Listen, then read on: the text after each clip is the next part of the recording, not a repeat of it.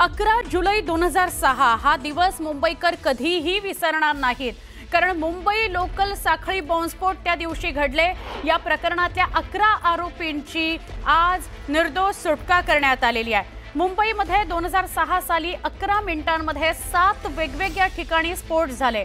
11 जुलै 2006 ला मुंबईतील लोकल ट्रेनमध्ये झालेल्या बॉम्बस्फोट प्रकरणात उच्च न्यायालयाने आज महत्त्वाचा निकाल दिलाय। त्यानुसार मुंबई बॉम्बस्फोट प्रकरणातील 11 आरोपींची निर्दोष सुटका करण्यात आली आहे। मुंबईतील लोकल ट्रेनमध्ये झालेल्या या साखळी बॉम्बस्फोटात 209 जणांचा मृत्यू झाला आणि 800हून अधिक जण जखमी झाले।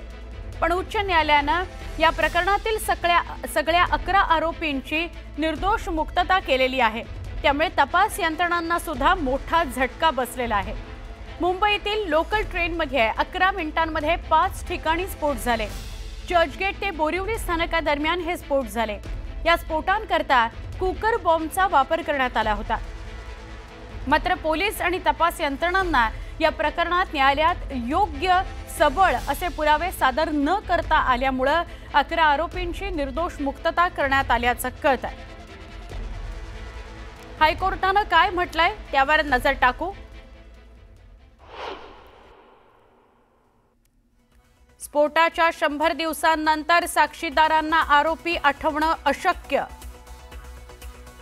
साक्षीदारांच्या साक्षी विश्वास ठेवण्यासारख्या नाहीत। स्फोटांसाठी वापरलेले बॉम्ब ओळखण्यात तपास संस्थेला अपयश आलंय।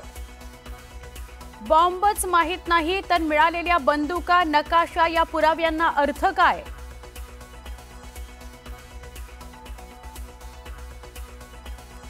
दोन 2006 सालच्या लोकल स्फोटा प्रकरणात आपण अधिक माहिती बघूया।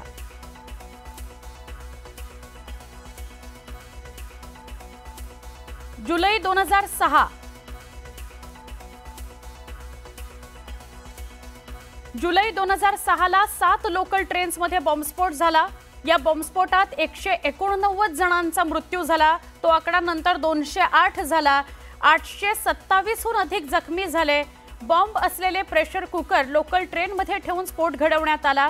खार रोड सांताक्रूज मधल्या स्फोटात 7 तर वांद्रे खार रोडच्या स्फोटात 22 जण ठार झाले। जोगेश्वरीच्या स्फोटात 28 जण, माहीम जंक्शनला 43 जण, मीरा रोड भाईंदरमध्ये 31 जण ठार झाले। माटुंगा रोड माहीम दरम्यानच्या स्फोटात 28 जणांचा मृत्यू झाला होता। इंडियन मुजाहिदीनच्या दहशतवाद्यांनी हे स्फोट घडवले होते।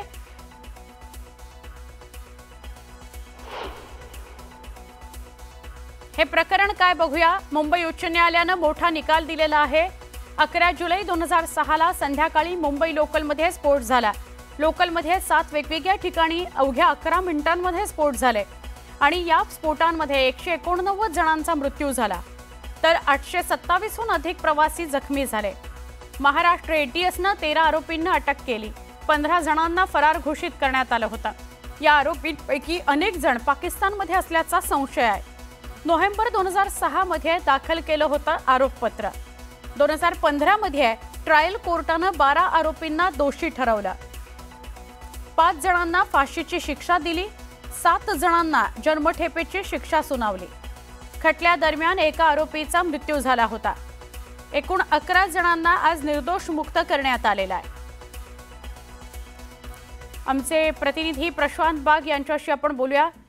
प्रशांत, 2006 ची ही घटना, तेव्हा सगळा महाराष्ट्र हादरला, सगळी माध्यमं हादरली। नेमकं काय घडतं हे कळायच्या आत आपण इतक्या आपल्या लोकांना गमावलं होतं आणि आज 19 वर्षांनी 11 आरोपींची निर्दोष मुक्तता होते। पण खरं आहे म्हणजे की ती 11 जुलै 2006 ची ती 11 मिनिटं कोणीही विसरू शकत नाही। त्या धक्कादायक घटनेचा सिरियल बॉम्ब झालेला जो स्फोटांचा जखमा आजही ताज्या आहेत। 189 जणांना आपले प्राण गमवावे लागले। 827 जण त्याच्यात जखमी, आजही त्यातले अनेक जण जगण्यासाठी धडपड करत आहे आणि त्या सगळ्या जिवंत असलेल्या जखमा आणि त्यानंतर ही एक भयानक मोठी मालिका दहशतवादी संघटनाची, दहशतवादी कृत्याची समोर आली आणि अर्थातच एटीएस, केंद्रीय तपास यंत्रणा या सगळ्यांनी ताकदीनं हालचाली करून अगदी 3च्या डब्यापासून या सगळ्या आरोपींना जेरबंद करण्यात यश मिळवलं। खटला उभा राहिला, परिस्थितीजन्य पुराव्याच्या आधारे खटला उभा राहिला. त्याच्यामध्ये बहावलपूर, तस्कर-ए-लोहेबा, सिमी, इंडियन मुजाहिदीन या सगळ्या संघटनांचे, दहशतवादी संघटनांचे वेगवेगळ्या प्रकारचे कनेक्शन समोर आले. या सगळ्या प्रकरणामध्ये अनेक वेगवेगळे आरोपी सुद्धा समोर आले. म्हणजे कांडलाचा कसा उपयोग केला गेला, पाकिस्तानमधून आरडीएक्स कांडला मार्गे भारतात कसं आलं, अमोनियम नायट्रेट मुंबईत कुठे खरेदी झालं, 3 ते 8 प्रेशर कुकर सांताक्रुझ इथं खरेदी केले गेले. या सगळ्या मजबूत पुराव्यांच्या आधारावर यांच्या विरोधात खटला नोंदवला गेला आणि या खटल्याचा निकाल लागला 2015 साली. ज्यावेळेस या खटल्याच्या निकालामध्ये या सगळ्यांना म्हणजे की न्यायाधीश जे होते विशेष कोर्टाचे यतीन शिंदे यांच्यासमोर कामकाज चाललं होतं. आणखी 11 सप्टेंबर 2015 या ठिकाणी न्यायाधीश यतीन शिंदे यांनी 5 आरोपींना फाशीची शिक्षा तर 7 जणांना जन्मठेपेची शिक्षा सुनावली. याच्यानंतर बराच परत काळ गेला. आणखीन या सगळ्या आरोपींनी सेशन कोर्टाने दिलेली शिक्षा त्याच्या विरोधात मुंबई उच्च न्यायालयात अपील केलं.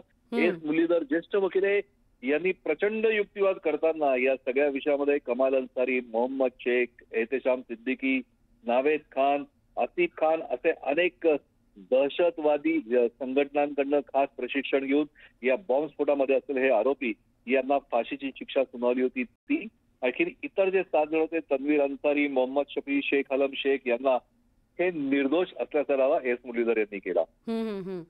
या पूर्ण खटल्यामध्ये कारागृहात असलेले आरोपी हे पूर्ण निर्दोष आहे. 18 वर्षापासून निर्दोष आरोपींना याच्या खटल्यात गोवण्यात आलेल्या अशा प्रकारचा युक्तिवाद केला आणि याच ठिकाणी परिस्थितीजन्य पुराव्याच्या आधारावर जी कोणती टिप्पणी पूर्ण सुनावणी दरम्यान झाली होती ही सगळी पूर्णपणे मुंबई उच्च न्यायालयाच्या 20 सदस्यीय पीठानं फेटाळली आणि त्यांनी निरीक्षण नोंदवलं की हे सर्व आरोपी सबळ पुराव्यावी आम्ही निर्दोष मुक्त करत आहोत.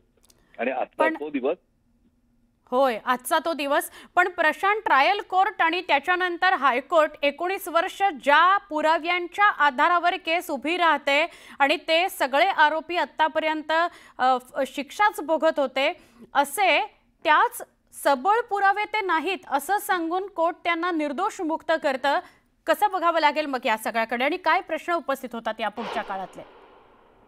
पूर्ण 2 गोष्टी महत्वाच्या आहेत. या कोर्टाचं जे कार्यालयीन कामकाज आहे ना सुनावणी दरम्यान याची जी पद्धत असते ती ट्रायल कोर्टामध्ये ज्यावेळेस एखादी केस उभी राहते तर त्यावेळेस आरोपी, साक्षीदार, तपास अधिकारी, पुरावे या सगळ्यांच्या प्रत्यक्ष साक्षी होत असतात. या सगळ्यांचे एकमेकांचे युक्तिवाद होत असतात, उलट तपासणी होत असते आणि त्याच्यानंतर सेशन कोर्टाचा निकाल लागतो. मग नंतर हायकोर्टामध्ये ज्यावेळेस आव्हान दिलं होतं त्यावेळेस हायकोर्टामध्ये तो जो लागलेला निकाल आहे त्या निकालपत्रात ज्या ज्या गोष्टी मेन्शन आहेत त्या गोष्टींच्या आधारावर फक्त आरोपीचे वकील आणि सरकारी वकील हे एकमेकांविरोधात युक्तिवाद करत असतात. त्या ठिकाणी प्रत्यक्ष पुरावे आणले जात नाही किंवा साक्षीदार आणले जात नाही किंवा आरोपींना सुद्धा आणलं जात नाही. त्यामुळे सेशन कोर्टाच्या न्यायाधीशांनी न्यायाधीश यतीन शिंदे यांनी त्यांचं ऑब्झर्वेशन त्यांच्या निकालपत्रात जे नोंदवलंय तर हायकोर्ट जे आहे ते न्यायाधीश यतीन शिंदे यांच्या निकालपत्रांमधल्या शब्दांचं आणि त्यांनी उपस्थित केलेल्या पुराव्यांकडे बघण्याच्या दृष्टिकोनाचं अवलोकन त्यांच्या निकालपत्रात करताय. हा बेसिक फरक या दोघही पद्धतीमध्ये आहे. या ठिकाणी आवश्यकता असते सरकारी वकील अत्यंत प्रभावीपणे बाजू मांडण्याची. ज्यावेळेस आरोपीचा वकील एस मुरलीधर ज्येष्ठ वकील हे अत्यंत परिणामकारक पद्धतीने बाजू जोरदार मांडतात तर त्यांच्या सगळ्याच मुद्द्यांना तितक्याच ताकदीने सरकारी वकिलांकडनं सुद्धा खोडलं गेलं पाहिजे असतं किंवा आपली बाजू ही अधिक भक्कमपणे मांडता येणं सगळ्यात महत्वाचं असतं. कारण त्या ठिकाणी वकिलांचा युक्तिवाद हाच सगळ्यात महत्वाचा पुरावा असतो, सपोर्टेड डॉक्युमेंट. आता हायकोर्टाने निकाल दिलेला आहे. आता राज्य सरकारने निर्णय घेतलेला आहे की या विरोधामध्ये सुप्रीम कोर्टामध्ये याचिका दाखल करणार. या विरोधात सुप्रीम कोर्टात याचिका दाखल करणार. पण दरम्यानच्या काळामध्ये काय घटना घडतात याकडेही आपलं लक्ष असेल. प्रशांत, तुर्तास धन्यवाद, आपण सविस्तर बोललात त्याबद्दल.